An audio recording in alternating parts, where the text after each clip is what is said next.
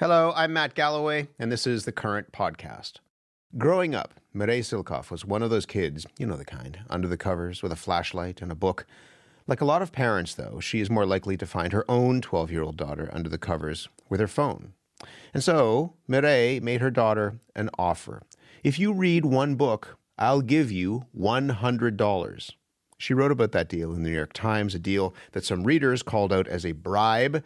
Mireille Silcoff is an author, cultural critic, regular contributor to the New York Times opinion section and New York Times Magazine, and she's in our Montreal studio. Mireille, good morning. Hi, pleasure to be here. Glad to have you here. Why did you offer your daughter $100 to read a book?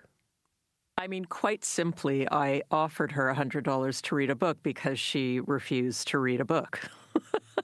And it was important for me that she understood what it was like to read a book for pleasure, not something that you have to read for school or whatever. And I just started increasingly seeing as she turned 12 that she might never do it on her own.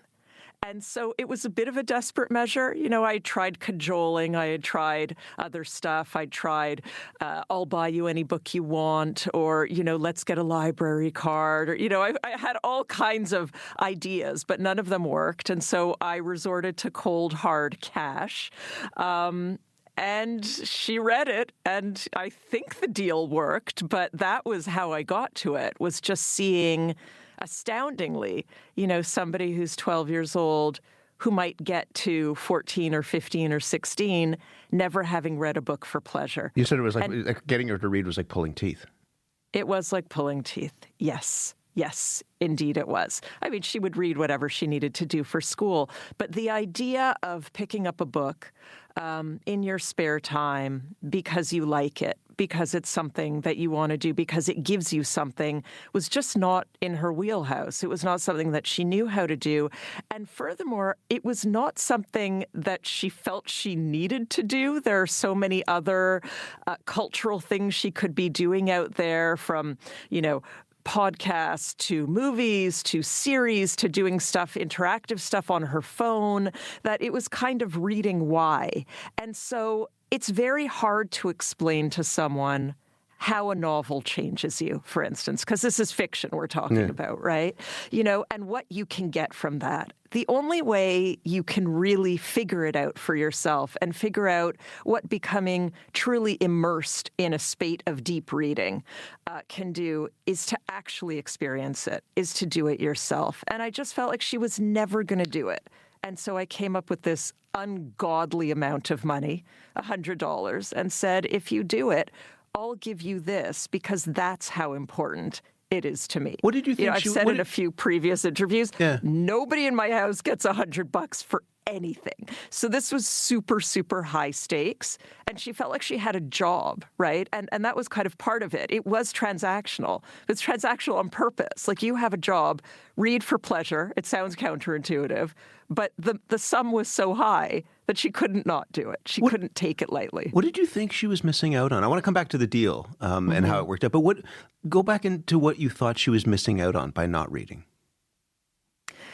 You know, a lot of people now will speak about the capital I importance of reading, and they'll point to how reading builds empathy, you know, and other vectors like that. But for me right now, looking at the culture of teenagers and tweens, it's a bit of a pathetic place now. It's hard to watch because they've got this hot, addictive thing in their pocket all the time that they always want to look at and that they feel is their portal to the world. You know, they truly feel that. And you know, so it's this kind of beehive between them and the phone. And it's the same hornet's nest that we all recognize. We get stuck in it as well. But when you're 12 and you're a bit underexperienced, you might kind of think that's all there is. You might think that, for instance, being on social media for 1 hour and then coming off and being depressed is just normal. That's just the way the world is. You know, you have this bad feeling for about half an hour every day after getting off social. And I needed my daughter to know that there are other things you could do. There are other portals. There are other ways that you can be alone with your ideas, that you can commune with your insides, that you can feel somebody else's ideas other than resorting to the phone. And so it was really that. For me, of course, there are all kinds of other reasons that reading is important, and we all know what they are. But in this particular instance, it was trying to drive a wedge in between my growing teen and technology, because I saw that she was using technology to escape. And I was like, wow, I know a really good other way to escape that she doesn't know about, that I want her to know about. And so it was as simple as that. You're a good mom, but as I mentioned, you grew up, in a life where you were surrounded by books, and you were the person like me under the covers who was reading when you're supposed to be sound asleep, and they have the flashlight or what have you. Did you feel this as... failure is a strong word, but did you feel it like as a parenting failure? No, I feel it as a cultural failure. A cultural failure? Yep. I feel like this is the world that we have built for our children. My daughter did not create Snapchat, right? We did. Our generation did. Gen X did. We created all of that. So it's my responsibility, if this is the world that they've been plunged into, to throw in some life rafts, right? So I didn't feel like it was a failure as a parent, because there's no parent who can really well go up against Snapchat and Instagram and Google and Amazon and all of the, this massive behemoth kind of situation of technology. I'm just a single mom at home alone with 2 daughters trying to make things work, and there's no way that I could beat Snapchat. That's not something I can do, right? And so I feel like it's us against the culture more than feeling like it's a personal failure. I did all the right things. I read to my children from when they were 0 years old. My home has books from floor to ceiling. I myself am an author. I've still always got my nose in a book. They've been surrounded by all the right things, but the culture is just way, way, way too attractive, for just things like having books around to go up against. To say to a kid these days, on a Wednesday night at 9 p.m. when there's nothing much else to do, why don't you stick your nose in a book? Why don't you open a novel? Is a very tall order. Because while I say there's nothing else to do, for them there's a million other things to do, and they all happen on the phone. And we know that, right? We live in the same world. Adults have trouble reading now too, Of course we do. When was the last time you completed a novel in the same way you could in the 1990s? Yeah, it's a different thing. Yeah. It's a different thing. We're losing our capability to read deeply. And so, having come to that point, and you decide $100, this is what I'm going to give you to read a book, you were really careful about the book that you chose, right? I was. I researched it intensely, which might seem like overparenting, but I just felt like I've got this one chance, so I've got to get it right. And so I really canvassed friends. I went on Facebook and kind of put these questions out. Which book would you suggest for, this type of girl? I kind of described my daughter. And, hilariously, a lot of people had some really weird ideas about what a 12-year-old would like to read, like Wuthering Heights. Oh. Like, if you want my child to never read a novel again, let's make Wuthering Heights the first book she ever reads. Le Petit Prince. I mean, it went on and on. This was more people being like, this is in some fantasy land of what would actually work. But the book that came up again and again was Jenny Han's The Summer I Turned Pretty, which is a teen romance. And it's a series, which was useful because my daughter read the book. Loved the book. She had a month to read it. She read it in 2 weeks. Asked for the second one, read the second one, and then when it was time for her to read the third one, which she wanted to do, it was back to school, and so she did it on audiobook, which is just fine, but she really got into that series. So as far as I'm concerned, the plan worked. Who knows, where she'll end up when she's 15 or 16 or 30 or 50 years old. But for now, I have someone that knows what a novel can do because it's happened to her. So how did that feel when you saw her? I don't know where, if she was in bed or sitting in a chair or laying on the couch or on the floor or whatever. But when she was there, not on the phone, but reading a book for pleasure.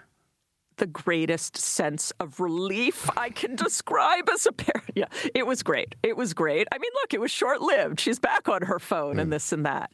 But what I hold, as a wish or as a hope is that she's got this thing in her back pocket now. And by this thing, I mean the knowledge of what it means to get deeply into a book. And I hope that in times where she would need something like that, she'll remember and she'll pull it out, right? Instead of pulling out her phone. So you admitted in writing about this that the whole idea can kind of sound a little obnoxious to offer your child $100 to read a book. When you totally gross. Well, when you wrote about it in the New York Times, what sort of reaction did you get? Well, I got a bifurcated reaction, right? I got like two reactions, like anything happening in the United States at the moment. So there was one camp who kind of said, like me, whatever works, everything, many things in parenting are transactional. And so why not this? And there were a lot of cognitive behavioral psychologists, I'm not sure why, who came out in favor. A lot of school teachers who said that they use reward systems. But then there were many, many, many parents who came out. And I felt like it was the parents who read a lot of parenting books who kind of said there's intrinsic learning and there's extrinsic learning. And extrinsic learning means something that doesn't come from the inside, from the volition of the child, isn't going to stick, isn't useful, and is a bad way to parent. I'm of the mind now that parents are in such a pickle with teens and technology that intrinsic versus extrinsic, I really don't care. I just don't care. I am in a whatever works mode of parenting right now in trying to steer my child into places I consider healthy. Why do you think people would say that? I mean, you're publishing something, so there's going to be a reaction. But why do you think people would come out and push back as hard as they did on what you did?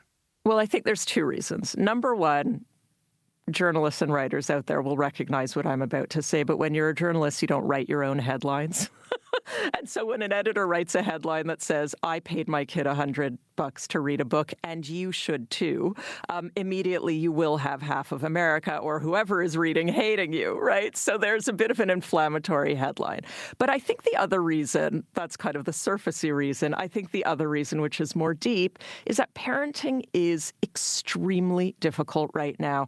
And it's extremely difficult right now because people are working full-time, women are working full-time, parenting is much, much more intensive than it used to be. We're on top of our kids all the time. There are crazy numbers out there about how parents spend 40% more time with their children, even if they're working more than they used to, than they did 20 years ago. And these apps are designed by the designers to be addictive and to keep those kids on their phones as long as possible.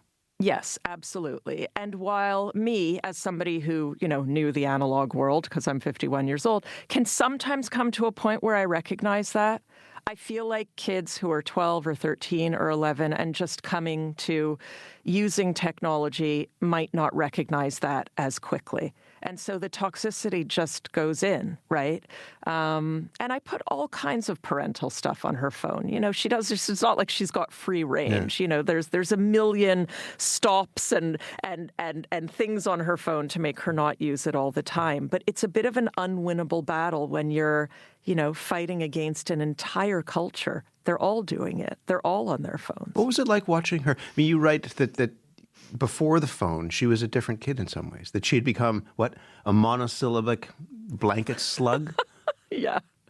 I mean, I call it the duvet cave era, right? So when she was 10 or 11, she was very gregarious. And as I write in the piece, she'd get very excited over something as simple as a dessert cooling in the fridge.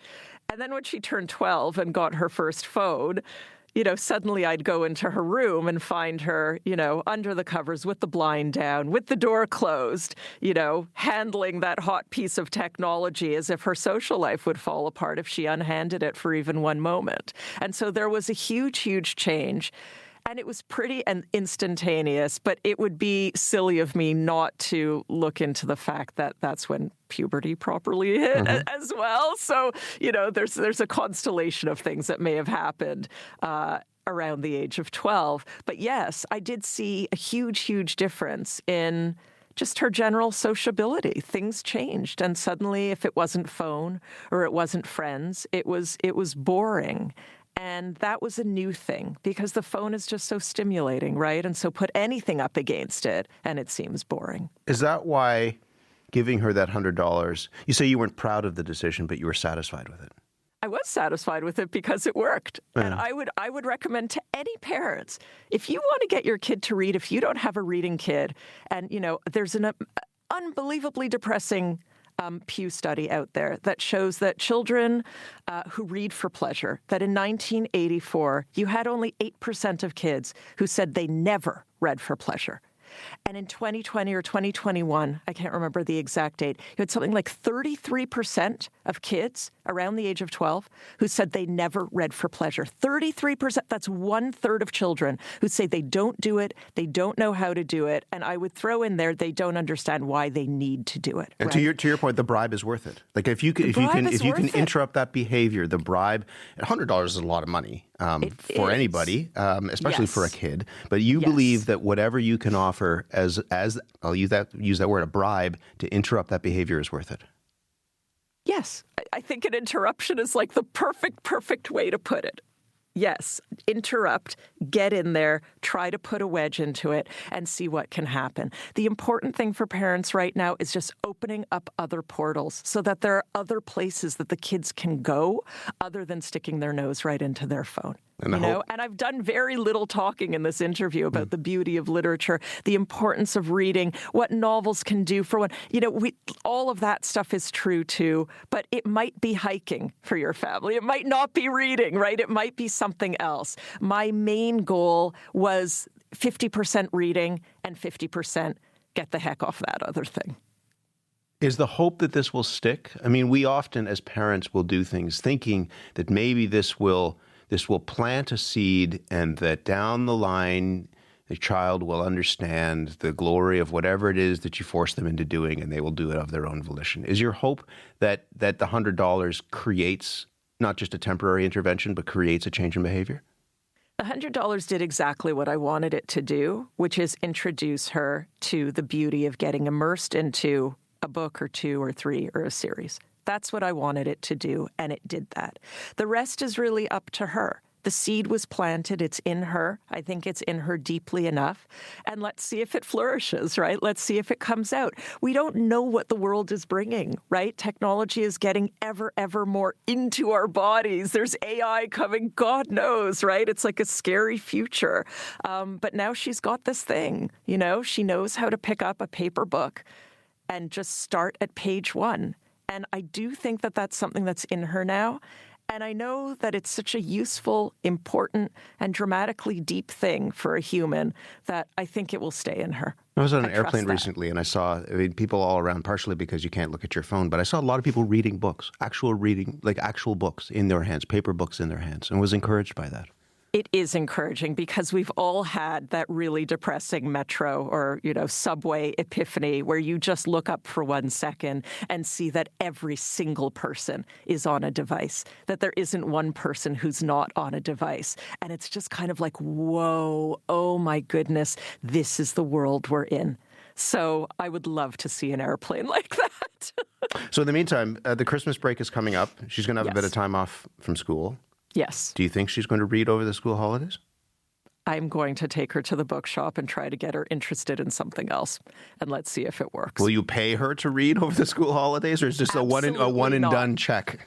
No, and nor will I pay her younger 9-year-old sister, who's so jealous at this point. She was like, "Will you pay me if I eat fruit?" And will you write an article about it? So the answer to that one is not quite yet. No fruit payment yet. Yet. Ever, frankly, but no. Mireille, thank you very much for this. Thank you so much. It was a pleasure speaking to you. Mireille Silcoff is an author, cultural critic, regular contributor to the New York Times opinion section and New York Times Magazine. Would you pay a child in your life to read a book for pleasure? What else have you done that has worked to get a kid to put the phone down and pick up a book? email us, thecurrent@cbc.ca, or even better, pull out, so we're talking about putting the phone down. Pick your phone up, just briefly, and record a voice note, and then you can email it to us, thecurrent@cbc.ca.